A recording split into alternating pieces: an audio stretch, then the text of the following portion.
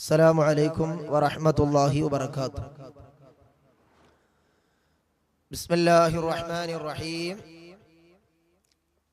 الحمد لله رب العالمين. اللهم صل وسلم على رسولك سيدنا محمد وعلى آل سيدنا ومولانا محمد. പ്രിയമുള്ളവരെ, പലരും വീടും സ്ഥലവും വിൽക്കാനും അതുപോലെ തന്നെ വാഹനങ്ങൾ വിൽക്കാനും അല്ല വീടില്ലാത്ത സ്ഥലം മാത്രം വിൽക്കാനും ഒക്കെ വർഷങ്ങളായി ബുദ്ധിമുട്ടുന്നവരുണ്ട്. ഒന്ന് വിറ്റ് കിട്ടാൻ വേണ്ടി, അത് വിറ്റിട്ട് വേണം പല കാര്യങ്ങളും അവർക്ക് സാധിക്കാൻ.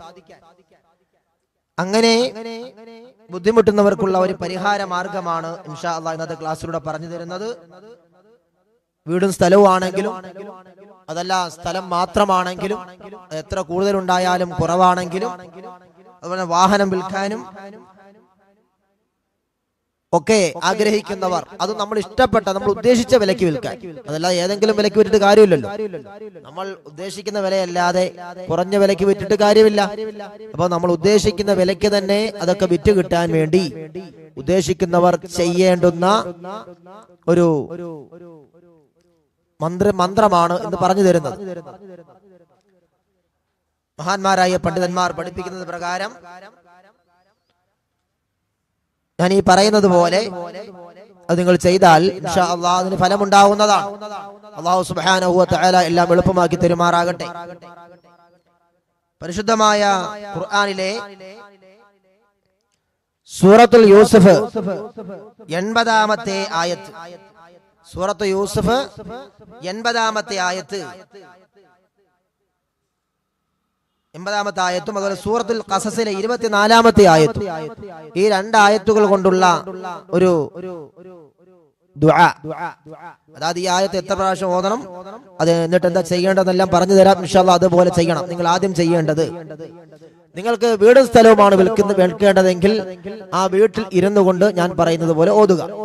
അതല്ല ഒരു സ്ഥലമാണ്, ഒരു സ്ഥലം മാത്രമാണ് വിൽക്കേണ്ടതെങ്കിൽ ആ സ്ഥലത്ത് ചെന്ന് നിന്നുകൊണ്ടോ അല്ലെങ്കിൽ അവിടെ ഇരുന്നു കൊണ്ടോ നിങ്ങൾ ഞാൻ ഈ പറയുന്നത് പോലെ നിങ്ങൾ ഓതി ദുആ ചെയ്യുക.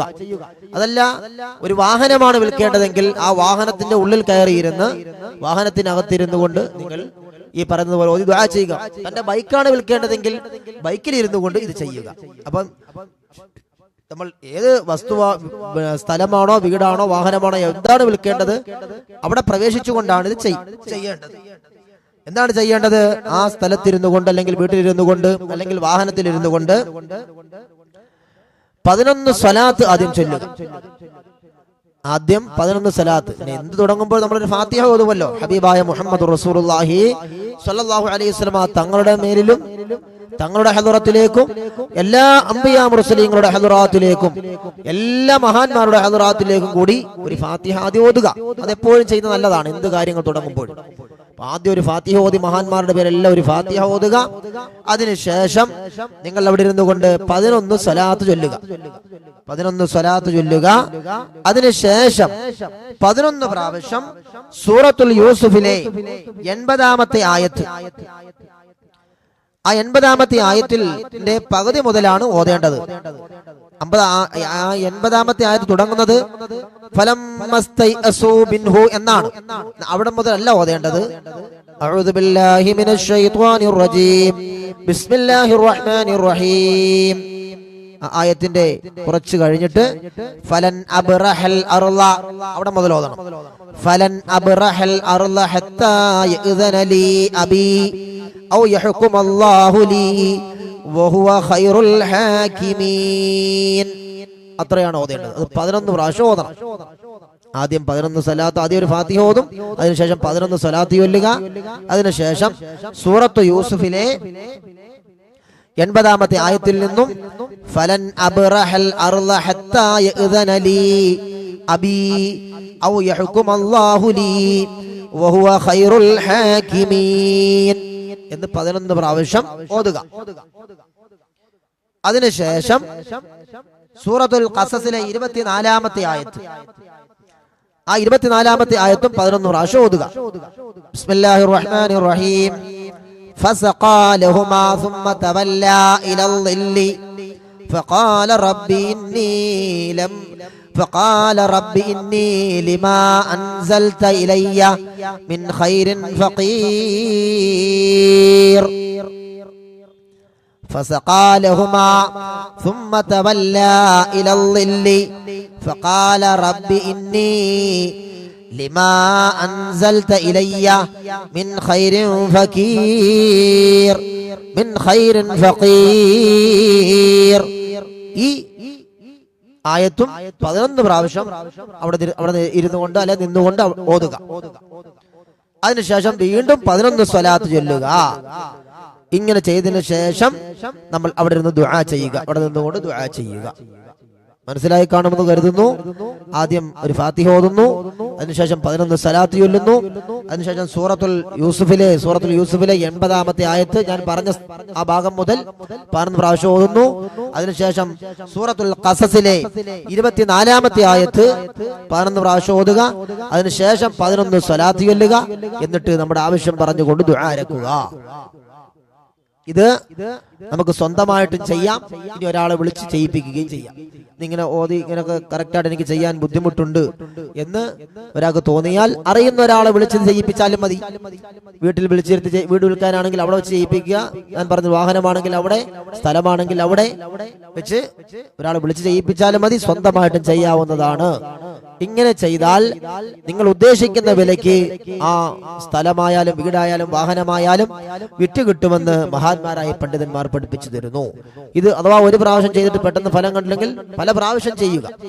നമ്മൾ ഒരു അസുഖത്തിന് മരുന്ന് കഴിക്കുമ്പോഴും ഒരൊറ്റ ദിവസം മാത്രമല്ലല്ലോ മരുന്ന് കഴിക്കുന്നത്, ഒരു ഡോസ് കഴിക്കണ്ടേ? മരുന്ന് കഴിയുന്നത് ഒരു ദിവസത്തേക്കല്ല, ഒന്നുകിൽ 10 ദിവസത്തേക്കായിരിക്കും, അല്ലെങ്കിൽ 5 ദിവസത്തേക്കായിരിക്കും, അല്ലെങ്കിൽ 7 ദിവസത്തേക്കായിരിക്കും, അല്ലെങ്കിൽ ഒരു മാസത്തേക്കായിരിക്കും, അല്ലെങ്കിൽ 3 മാസത്തേക്കായിരിക്കും.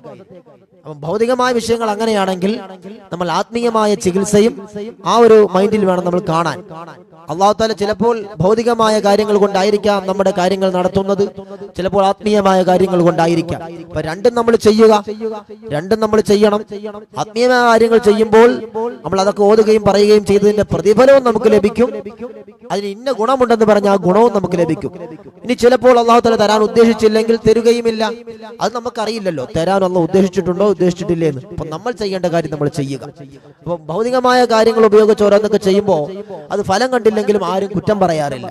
എന്നാൽ ഇന്ന ദിക്ർ ചൊല്ലിയാൽ ഇന്ന കാര്യം കിട്ടുമെന്ന് പറയുകയും ഒരാൾ ചൊല്ലിയിട്ട് അഥവാ കിട്ടാതിരുന്നാൽ അത് കൊടുക്കുന്നത് അല്ലാഹു ആണല്ലോ. കൊടുക്കണോ വേണ്ടോ എന്ന് തീരുമാനിക്കുന്നത് അല്ലാഹു ആണ്. അവന്റെ ഖളാ അനുസരിച്ചാണ് കാര്യങ്ങൾ നടക്കുന്നത്, അവന്റെ വിധി അനുസരിച്ചാണ്, അവന്റെ തീരുമാനം അനുസരിച്ചാണ് എല്ലാ കാര്യങ്ങളും നടക്കുന്നത്. അപ്പൊ നമ്മൾ ചെയ്യാനുള്ളത് നമ്മൾ ചെയ്യുക. പക്ഷേ ഒരു ദിക്ർ ചൊല്ലിയിട്ട് ഫലം കണ്ടില്ലെങ്കിൽ കുറ്റം പറയുന്നവരുണ്ട്. അത് ഞാൻ ചൊല്ലി കുറെ പ്രാവശ്യം ചൊല്ലി എന്നിട്ട് ഫലം കണ്ടില്ല. ചിലരൊക്കെ പല കാര്യങ്ങൾ പറഞ്ഞുകൊണ്ട് വിളിക്കുമ്പോ അവർക്ക് ഞാൻ പലതും ഓതാനും നേർച്ചയാക്കാനും ഒക്കെ പറഞ്ഞു കൊടുക്കാറുണ്ട്. അപ്പോൾ അവർ പറയും ഞങ്ങൾ ഒരുപാട് ഓതുന്നുണ്ട്, ഒരുപാട് ഓതി, ഒരുപാട് യാസീൻ ഓതി എന്നൊക്കെ പറയും. അത് ഓതിക്കോട്ടെ, അത് ഓതുന്നതോടൊപ്പം തന്നെ നമ്മൾ പറയുന്ന കൂടി ചെയ്യുക.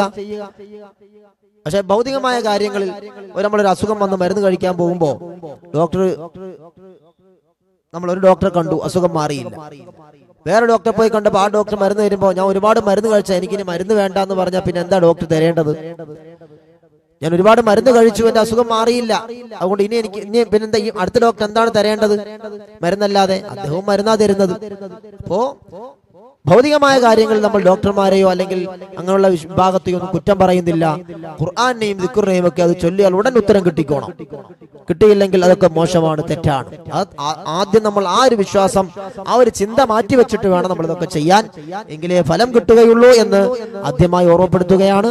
അല്ലാഹു ആണ് എല്ലാം തരുന്നവൻ. ഭൗതികമായ കാര്യങ്ങളാണെങ്കിലും ആത്മീയമായ കാര്യങ്ങളാണെങ്കിലും ദുനിയാവിലെ കാര്യമായാലും പരലോകത്തെ കാര്യമായാലും ഇതൊക്കെ നമുക്ക് തരുന്നത് ആരാണ്? അല്ലാഹു ആണ് തരുന്നത് എന്ന ബോധം നമുക്കെല്ലാം ഉണ്ടാകണം എന്ന് ഓർമ്മപ്പെടുത്തുന്നു. ആ വിശ്വാസത്തോടെ അല്ലാഹു ആണ് എല്ലാം തീരുമാനിക്കുന്നവൻ എന്ന വിശ്വാസത്തോടെ എല്ലാം നമ്മൾ ചെയ്യുക. അല്ലാഹു എല്ലാം എളുപ്പമാക്കി തരുമാറാകട്ടെ. നമ്മുടെ എല്ലാ പ്രശ്നങ്ങൾക്കും അല്ലാഹു പരിഹാരം നൽകുമാറാകട്ടെ. വീട് വിൽക്കാനും വസ്തു വിൽക്കാനും അതൊക്കെ ആഗ്രഹിക്കുന്നവർക്ക് അല്ലാഹു നല്ല വിലയ്ക്ക് വിൽക്കാനുള്ള തൗഫീഖ് നൽകുമാറാകട്ടെ, ഭാഗ്യം നൽകുമാറാകട്ടെ. ആമീൻ ബിറഹ്മതിക യാ അർഹമർ റഹീമീൻ. അസ്സലാമു അലൈക്കും വറഹ്മത്തുള്ളാഹി വബറകാതുഹു.